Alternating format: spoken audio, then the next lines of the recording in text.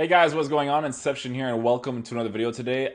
Please forgive me if I do seem a little bit tired. It's because I pretty much stayed up the entire night, all the way up until the point of me watching the Portugal game. They did end up winning their game 1-0, so very happy about that. Very poor performance, to be honest. I think Morocco definitely deserved a tie, or at least a tie, but a win as well. Portugal just didn't play that well at all. Attacking presence wasn't there. A lot of switches definitely to be made, but. We're going to go ahead and review the cards here. This is called the Team of the Match Day. So I think they're doing this for the World Cup games, the man of the match of each of the games. So we're going to go ahead and review all the cards, and then we're going to go from there. So with the first card that we've got here, we got Romelu Lukaku. He's got 85 acceleration and 99 sprint speed. So that's very nice for a player like Lukaku because he's more like a physical presence to have in the team. It's very nice to have that. He does have a 4-star weak foot, so his finishing is going to be very, very good. He has 99 finishing with 99 shot power. 99 composure and 98 shot power. So finishing with both feet is going to be very, very nice. He has good long shots. Shot powers there, volleys are there, but he will feel sluggish on the ball because he does have 77 agility with 88 or 58 balance. So being 6'3" will help with the physical presence in order for him to jump in the air, try to win a header, or just hold up the play and then lay the ball off to somebody else because he does have 92 short passing and 88 long passing. So he still has a very, very good card. I personally wouldn't use this card myself because the agility and balance is far too low. If this was a card that they were to give us in the World Cup mode, I think it would have been better. But in the regular version of Ultimate Team, he's not necessarily ideal to use, in my opinion. The next card we have here is Diego Costa. So similar in the sense of physical presence type player more than anything, but also does lack in the sprint speed or the pace in general. And pace will always be a very relevant thing. 78 acceleration, 80 sprint speed, 64 agility, 57 balance. So on the ball, he's not going to move really quickly. But he looks like a fun card because he does have 91 shooting with 93 physical. So physically, he's going to be very good. The thing about like cards that have good physical stats, though, is that if the dribbling stats aren't good, the physical stats don't seem as relevant, right? So because he has 64 agility and 57 balance, the physical stats that he has aren't as relevant because he's always off balance. So it'll be easier to get the ball off of him, right? But he does have 96 finishing with a 4-star weak foot. He has 92 shot power and 92 composure. So right off the bat with this card, I would probably give him anything that would probably up his no, his physical is already kind of high. His shooting is already pretty significantly up there, but to have the shooting perfect, I'd still give him 100 to be honest, because I think I'd rather improve his pace to be a +3. So if you give him a hunter, it's told that he will have 93 acceleration and 90 sprint speed, right? But then the finishing will be very good, or it'll be top notch, and I think I would prefer that personally. I've actually noticed that with some cards because in the World Cup mode, when I use R9, I use Hawk on him, but Maradona and Ronaldinho, I still use Hunter. I don't really use Hawk on them. So, yeah. Harry Kane's card actually looks quite decent. I think he has a Team of the Year card. So this card right here is a 96 version. This is a 94 right here. This card that's a 96 is really, really fun to use, but you will still notice the lack of, quickness with dribbling, um, and the lack of 4-star skills at the very minimum, right? But very fun card to use if you're a fan of Hurricanes or England's. He'll be a fun card to use. I don't really think you'll see many of these cards in Division One if you guys are playing it. I think that's going to be how it's mostly going to be for most of the games that you play, because in the regular version of Ultimate Team, people like Harry Kane are not ideal to use, right? Whereas in the World Cup version, if the World Cup version had similar stats to this, he would be a very good card. So, but this Harry Kane card, not crazy good, but he's decent, right? 4-star weak foot, 97 shooting. His shooting's gonna be god tier, obviously. I'm not sure how to check the traits here, but if you guys can check out the traits on like Footbin or Footwiz, be sure to do that because traits like the finesse shot trait, the long shot trait, and some players have tries to beat the defensive line. That trait's very, very effective if you tell your strikers to get in behind, right? So definitely check that out as well. Lozano has a very, very good card. So that's purely FIFA meta. except for the lack of physical a little bit. It's more in the aggression state though, because he is 5'9", but he's going to be very, very oriented around dribbling around the pitch, right? So he has 99 acceleration, 99 sprint speed. You can't really ask for better than that. 94 finishing with 89 composure with a 4-star weak foot. So obviously that's super, super ideal to have in anybody's team. His passing is very, very nice. If he's going to be playing as a left mid, he has the pace to push forward, has the pace to come back, and he has a stamina that's 99, right? He has 99 agility, 89 balance. So again, dribbling on the ball while being 5'9", he'll be very good.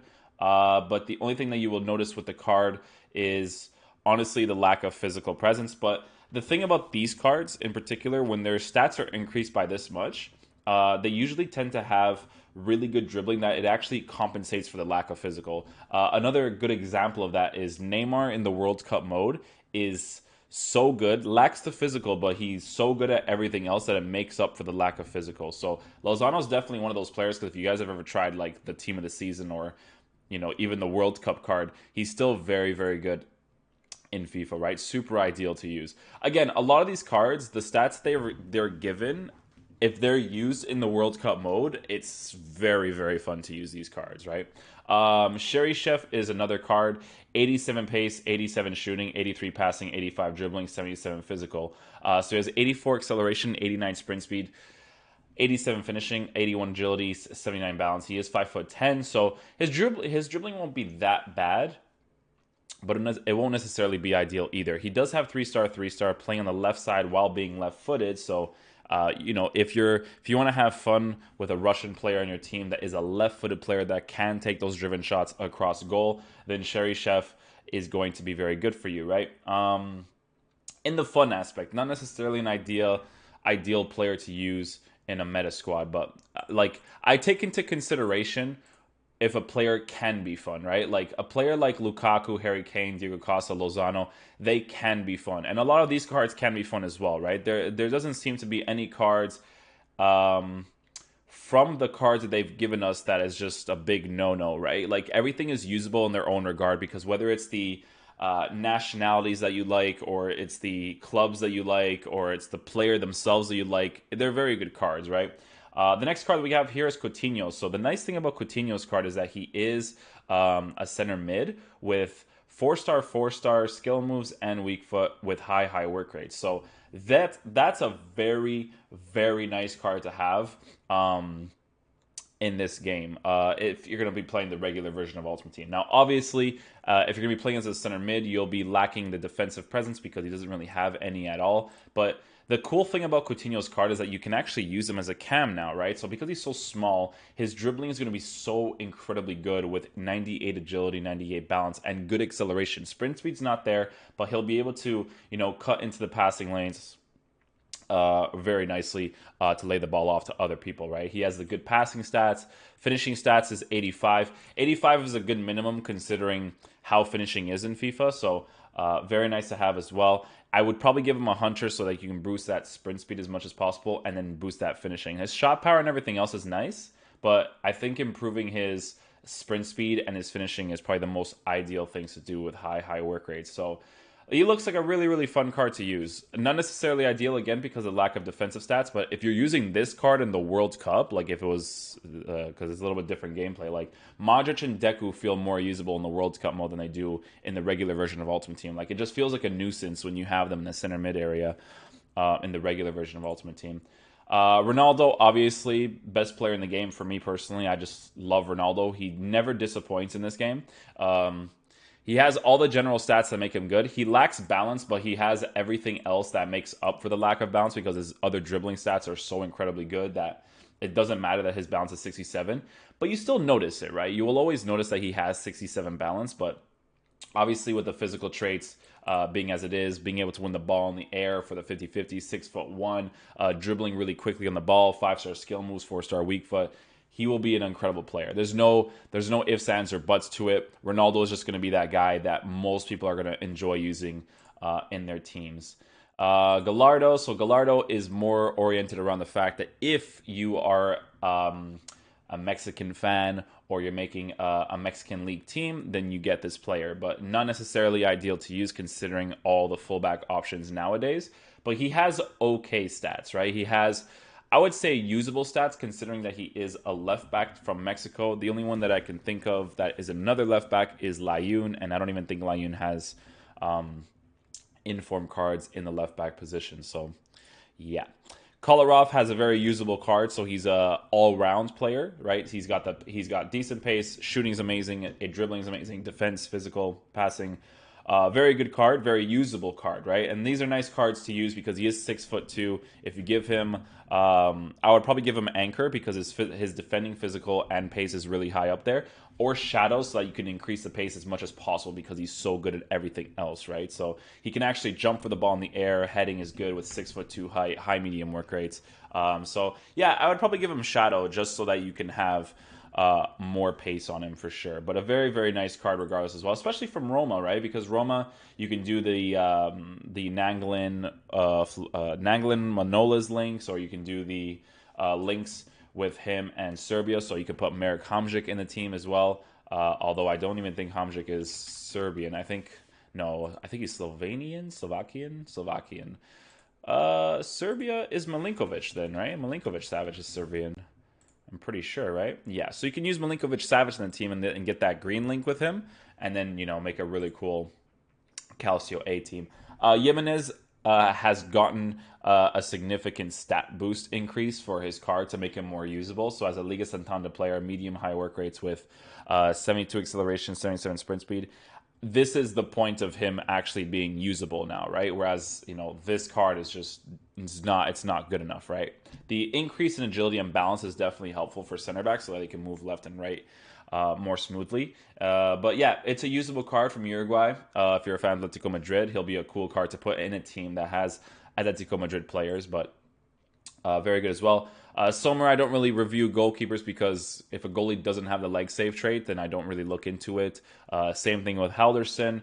Grankvist, don't really need to look at him. He has 70 pace, which obviously isn't necessarily ideal to have. But he is Swedish, and I'm not sure how many good Swedish center backs there are other than him and Lindelof. Lindelof is the only player that I can think of as well. So there's also that to think about. Golovin has a card that is incredibly usable as well. So if you want to use him as a cam for fun, you can totally do that with 4-star, 4-star, medium high. So medium high is actually interesting. If I were to have this card in the World Cup mode again, using him as one of my CDMs wouldn't actually be that bad because his defensive stats are not really bad. They're decent, right? But he does have 4-star, 4-star with 76 finishing, 72 composure. So this in the World Cup mode would be really fun to use as a different type player. But in the version for the regular version of Ultimate Team, 76 finishing with 72 composure is far too low. But he'll be a fun card to use considering that he is Russian with 4-star, 4-star, medium high work rates. It's a unique player, so it's cool to try out those players that are unique, right? Next card we have here is Moy. And Moy is a pretty decent card. He kind of looks like a Vidal, right? But as a CDM, his marking is 74, so it's not necessarily ideal to have. But if you look at Vidal's highest version of his card, you can see that he does have 80 marking, so not a significant difference, right? So with Moy's card, you can kind of bet that he's going to play very similar to Vidal. Since he's pretty much good at everything else, playing him as a CDM would be really, really fun. Again, World Cup mode, this got to be a really sick player, especially with a shadow card. I would definitely put most of the times, I think in the World Cup mode right now, I'm putting a Hunter on him, but because his shooting stats are so good, he has a 4-star weak foot with medium work rates, it's a unique player to have that's going to be good at basically doing everything. So, but apart from maybe winning the ball in the air often, right? Because 5'9", 84 jumping isn't crazy good, but it's not like completely undoable, right? So, Finnbogason plays for Augsburg? Oh, that's so cool. I didn't actually know that he played for Augsburg. I'm happy to see that Iceland players, like, I'm not sure how long he's been there for, but it's cool to see Iceland players actually playing for like good teams because I think before not a lot of them actually did. So it's cool to see because I know that their right back is like a salt worker and their goalkeeper is like a director or something. So it's really cool to see that they actually have players playing for Augsburg. It's a professional team in the Bundesliga. Yeah, that's really cool. I didn't know that. But yeah, fun card to use if you're a fan of Iceland. I mean, really sick card because Iceland may have a few players. They have Finnbogason, they have Sigurdsson. Sigurdsson's not ideal, but the rest of these cards aren't necessarily ideal. But if you want to have fun and use an Iceland team, then knock your socks out. 6'1", decent physical, 4-star weak foot, good finishing with composure. So can't go wrong with the card. It is usable, right? So for the type of player that he actually is. Poulsen, this is interesting because Poulsen actually scored with his left foot in the World Cup, and it was a really good finish, to be fair, by him. So it'd be nice if he did have the 4-star weak foot. But it looks like a fun card, man. He is from Denmark, so you could do some interesting stuff with Denmark, obviously. Not the top cards, but like you can use Christian Eriksen, the Laudrup brothers.